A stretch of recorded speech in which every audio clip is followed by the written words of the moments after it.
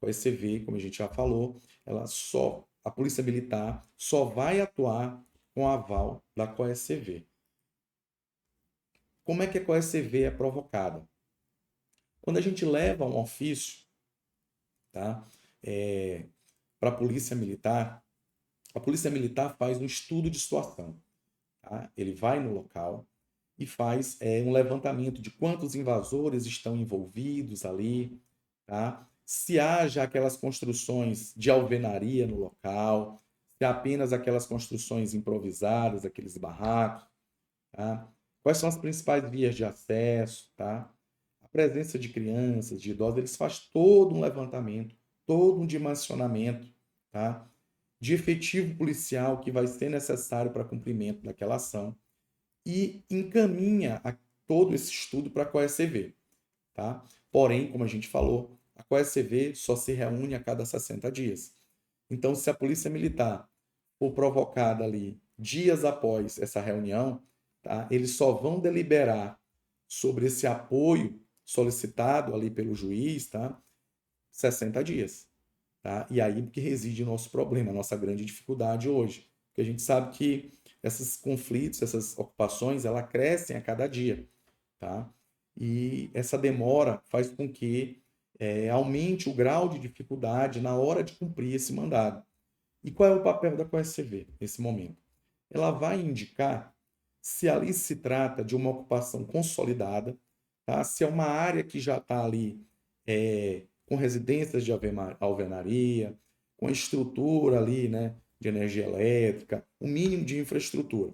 Porque se ela entender que aquilo ali é uma área consolidada, a indicação que ela vai dar é pela desapropriação. E aí ela vai provocar os órgãos, né, competentes. No caso, se for uma área rural, né, pode ser o INCRA, pode ser o governo do estado numa área urbana, beleza? Então, nesses casos, provavelmente eles não vão dar o aval para o cumprimento. Tá? E, na outra ponta, se eles entenderem ali que é uma ocupação recente, uma área não consolidada, eles vão dar o aval, autorizar a polícia militar a prestar esse apoio para o oficial de justiça. Porém, eles vão fazer ali as recomendações, tá? Que vão precisar ser observadas para o cumprimento. Isso aqui é um modelo, né, do relatório de triagem que eles encaminham aqui para a Polícia Militar, devolvendo, tá? E autorizando o cumprimento do mandado. Por isso que às vezes a gente é cobrado pela parte, né? E a gente precisa entender de toda essa dinâmica, dizer para a parte, olha, seu processo está tramitando, seu requerimento junto à Polícia Militar está tramitando nos órgãos competentes, tá? E agora a gente vai precisar esperar, porque a Polícia Militar só vai poder atuar depois do aval da COECV, tá? Aqui eles acionando a prefeita, que não foi uma desocupação aqui no município do Paço, para que ela preste as medidas, né, necessárias no dia, tá? Forneça aí o acompanhamento, né, da Secretaria de Assistência Social, né, da criança e do adolescente. Tá? Outra questão que a gente precisa dar atenção são algumas diretrizes normativas, tá? Que também precisam ser observadas durante o cumprimento, tá? Dos mandados em conflitos, em sede de conflitos possessórios coletivos, tá? A gente tem um manual de diretrizes nacionais para execução de mandados de manutenção e reintegração de posse coletivas, que é da Presidência da República, tá? Lá ele fala que o representante da unidade policial ele vai ter que articular com todos os órgãos ali, o INCRA, a Ouvidoria de Segurança Pública, a Comissão de Direitos Humanos, para que no dia do cumprimento do mandado, esses órgãos se façam presentes.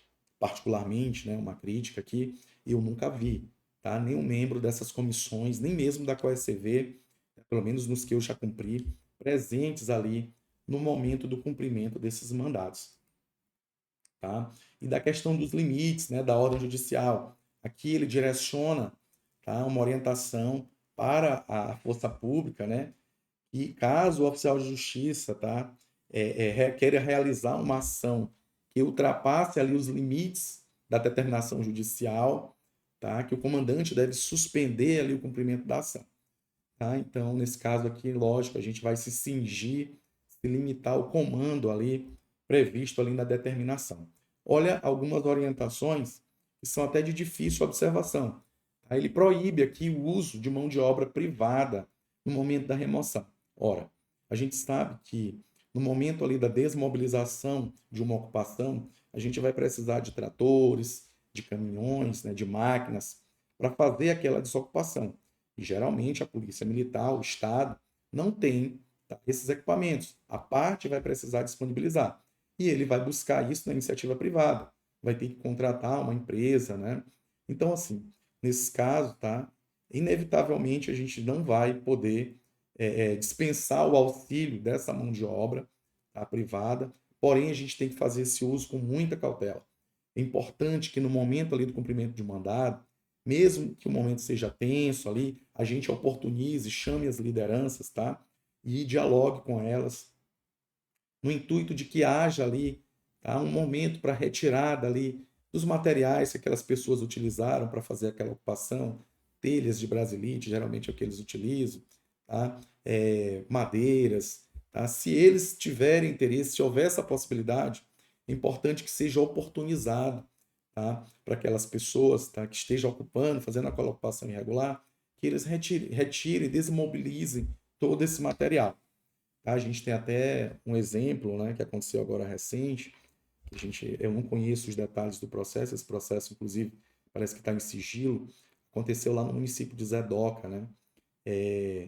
Um mandado lá da prefeitura em face de um particular, né? E aparece lá uma máquina demolindo toda uma casa, destruindo uma casa recém-construída e tal. Nesse caso, é recomendável, tá, que a gente oportunize a parte, chame a parte, né, dê um tempo necessário para que ela faça a retirada. Ali, naquele caso específico, eu acho que a orientação seria apenas para retirar a pessoa daquela propriedade, fazer, tá, entregar a posse, colocar na posse um representante da prefeitura, tá, e deixar para que ele, tá, assumisse essa responsabilidade, tá, de demolir depois, porque aquela cena ficou muito triste, né? E depois, não sei, houve uma reviravolta no processo, tá? E aquilo acabou tendo uma repercussão negativa, né? Então é importante que a gente sempre oportunize, tá, as partes, a possibilidade de remoção, tá? Outra atenção que a gente tem que dar com relação à organização do cumprimento do mandado, né, da utilização da força, é sobre essas restrições, né? Há restrições com relação ao uso de cães, de cavalo, tá? A utilização de arma de fogo. Em regra, a Polícia Militar, na primeira linha ali de frente, que está no cumprimento do mandado, eles utilizam ali armamento não letal, tá? É importante que a gente, né, no dia do cumprimento da ação ali, converse, né, com o comandante, né, reforce com ele se todos os protocolos estão ali alinhados com a tropa. Para quê? Para que a gente não seja surpreendido ali com nenhuma ocorrência, ali, nenhuma intercorrência, tá? Que tudo saia ali dentro ali do que foi planejado. Os policiais, né, que vão participar da operação precisam estar devidamente identificados. Se eles estiverem de balaclava, tá, eles vão precisar estar identificados por números. Porque, caso seja necessário individualizá-los, né, buscar a responsabilização individual de algum deles, possam ser identificados, tá ok? Tá. A gente tem também a resolução do Conselho Nacional de Direitos Humanos, que é a resolução 10, de 17 de outubro de 2018, tá? Que ele fala que, olha essa situação, ele orienta até com relação à citação, que todas as pessoas que estão envolvidas naquele conflito precisam ser citadas pessoalmente. Não admite, inclusive, as citações fictas, né? Inclusive, a gente não pode nem fazê-lo sob a justificativa de insegurança, tá? É importante que todas sejam devidamente citadas, tá? As remoções de despejo devem ocorrer apenas em circunstâncias excepcionais. Então, na verdade, a orientação aqui nesses casos é que sempre busque, tá? Uma forma ali de resolver aquele conflito, tá? Seja desapropriando, seja incluindo aquelas pessoas em algum programa habitacional ou deslocando eles para alguma outra área, tá? O plano de remoção, ele fala aqui que é de responsabilidade do juiz e deverá assegurar, observar diretrizes. nem sempre, né? Pelo menos eu nunca vi os magistrados envolvidos. Geralmente, quem fica envolvido nesse planejamento são os oficiais de justiça, tá? Eu acabei não esquecendo de falar, mas em regra, tá? Em regra, é importante que estejam envolvidos pelo menos 2 oficiais de justiça no cumprimento desses mandados, tá bom? Por quê? Porque a gente pode ali ter intercorrências ali durante o cumprimento, e aí algum oficial precisar de se deslocar para uma delegacia, alguma coisa, e o outro oficial permanecer ali presente, tá ok? Lá no artigo 16, né, inciso 9, na data prevista para o cumprimento, o oficial de justiça acompanhará a execução dos termos do plano, de tudo que foi planejado para o cumprimento do mandado, procedendo com as anotações de todas as intercorrências por meio da certidão. Então, a gente tem que relatar tudo o que acontecer ali, aquelas intercorrências, situações de prisão, relatos de violação de direitos ali, de agressão, tá? A gente precisa estar atento que a gente não está ali apenas para efetivar o direito da parte, né, na posse. A gente está também para resguardar o direito de todas as pessoas envolvidas. E chama atenção o artigo 18, tá? Ele fala que, mesmo nos casos de excepcionalidade, é vedada a realização, né, desses despejos durante o mau tempo. Então, né, nesses períodos chuvosos, né, precisam ser evitados, tá? Na noite provavelmente, né, em regra, não vai ser feito, né? Geralmente essas ações são planejadas e iniciam bem cedo, né? Se iniciam bem cedo. Nos finais de semana também não acontecem, tá? Em dias festivos, né? A gente tem aí o São João, né? Que no nosso estado é praticamente um mês, né? Em dias festivos, os dias litúrgicos, né? Nesses dias, é a orientação de que não sejam realizados, tá? Nesses dias, tá ok? Então, como a gente já falou, há uma fartura de órgãos, né, que tratam dessa questão quando é instaurado um conflito possessório.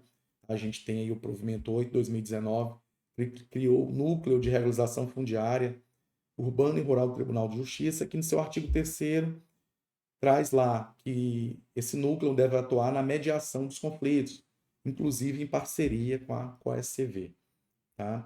Que precisa participar das reuniões, né, estaduais de combate à violência no campo, como membro permanente. Eu trouxe aqui para compartilhar com vocês alguns, né, 3 mandados, né, 3 demandas que eu dei cumprimento, que tiveram assim desfechos totalmente diferentes, tá? O primeiro deles foi lá numa comunidade chamado Ubatuba, tá? Que fica lá em São José de Ribamar, tá? Lá nesse caso foi bem interessante, porque vocês estão me vendo aí de máscara, né? É, o conflito se instaurou, tá? O juiz deferiu a liminar de reintegração de posse e durante aí a provocação ali dos órgãos, né, para dar o aval ali para autorização da Polícia Militar, veio a pandemia. E numa ação do proposta, não sei se foi pela Defensoria Pública da União, qual foi o órgão, houve uma decisão do ministro Barroso, né, suspendendo o cumprimento dessas ações, tá? Cumprimento de mandados dessa natureza. E aí, nesse caso, teve um desfecho bem interessante, porque eu procurei a parte estava pressionando, né, pelo cumprimento ali da liminar, e eu avisei para ele, olha, infelizmente, seu mandado não vai poder ser cumprido. Tá? Saiu uma decisão agora do STF, ministro Barroso, determinando a suspensão do cumprimento de todos esses mandados. Tá? E, infelizmente, a gente não vai poder dar seguimento. E aí ele praticamente entrou ali em desespero, porque para essa área específica, ele tinha já um projeto aprovado pelo governo para a construção de um conjunto residencial popular. Tá?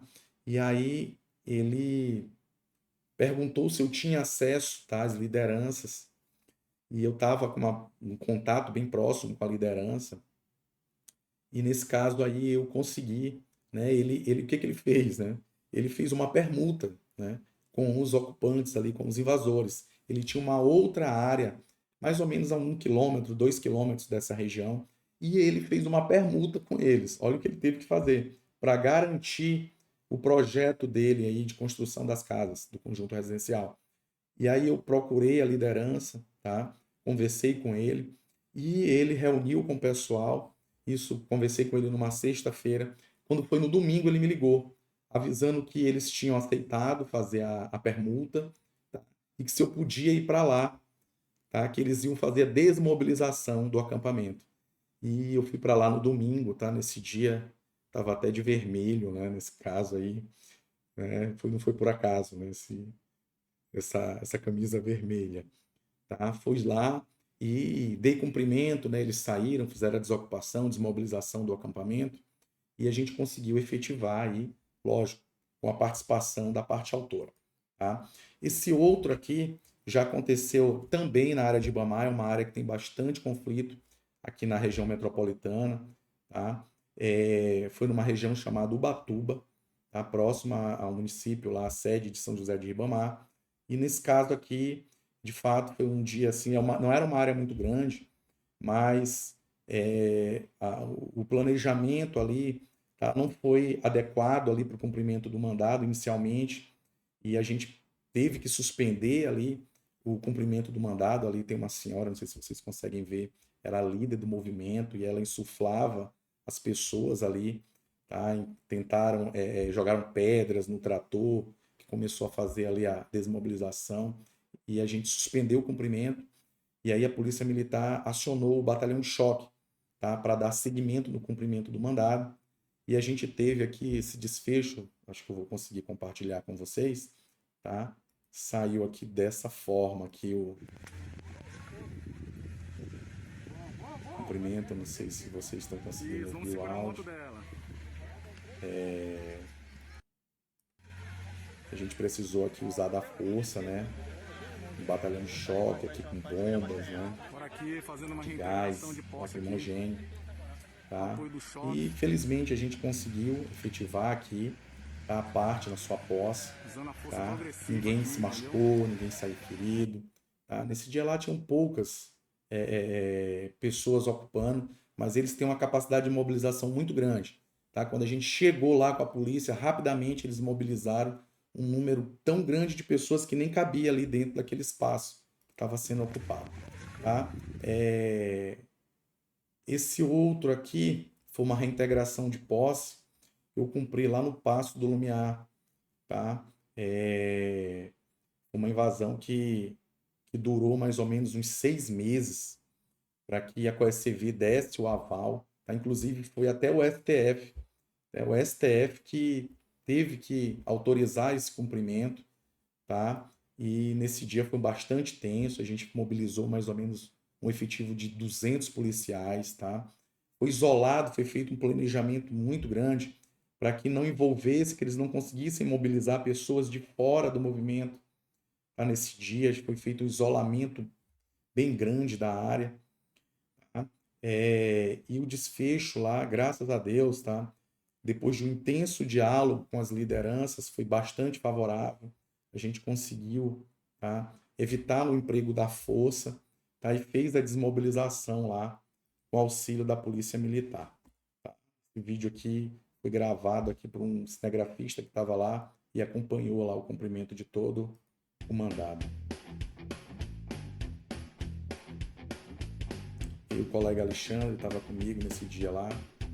Tá, essa é uma das lideranças do movimento. Oficial da Central de Mandato do Porto Calhau, isso aqui para cumprir essa reintegração aqui no MA 204, com auxílio aqui da Polícia Militar, sob o comando do Coronel Zadok e o Coronel Márcio.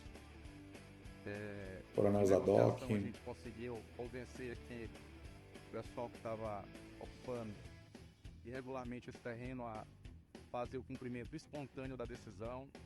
E a gente já está aqui desmobilizando com caminhões, tá? Felizmente não foi nem necessário a gente empregar o uso Não sei se está dando para ouvir o áudio, tá? Mas as imagens falam por si só, né? Policiais que estão aqui prestando apoio, do ICTA. Até inclusive o GTA, né? O Centro Tático Aéreo estava presente, a cavalaria, tá? O pessoal do Corpo de Bombeiros. Bom, pessoal, e para finalizar, tá? Eu queria compartilhar aqui com vocês um procedimento operacional padrão. tá? São algumas condutas, tá? Algumas posturas que a gente, se possível, adotasse, deveria adotar no cumprimento, né, dessas demandas, tá?